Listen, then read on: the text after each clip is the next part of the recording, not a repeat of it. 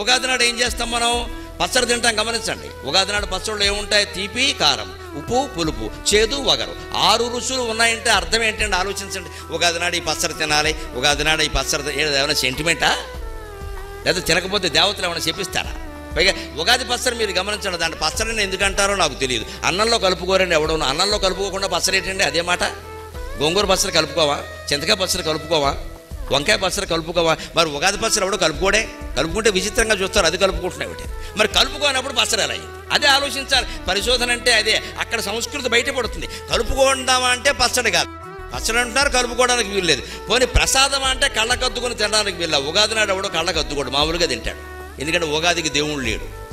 ఏ దేవుడి గుళ్ళోకైనా మీరు వెళ్ళొచ్చు. ఉగాదికి ప్రత్యేకంగా దేవుడు లేడు. శ్రీరామనవమికి దేవుడు వేరే, శివరాత్రికి దేవుడు వేరే, కృష్ణాష్టమికి దేవుడు వేరే, రథసప్తమికి దేవుడు వేరే. ఉగాదికి దేవుడు లేడండి, కాలమే దేవుడు. దేవుడే లేని పండుగ ప్రసాదం కాదు, పచ్చడి కాదు, అదేమిటో తెలియదా? ఖచ్చితంగా తింటామా? దీని ఉద్దేశం ఏమిటండి? ఆ 6 రుచులు తీపి, కారం, ఉప్పు, పులుపు, చేదు, వగరు నువ్వు రోజు తినే భోజనాల్లో ఉండేలా చూసుకో. ఆరోగ్యం బాగుండాలంటే షడ్రసోపేత భోజనం.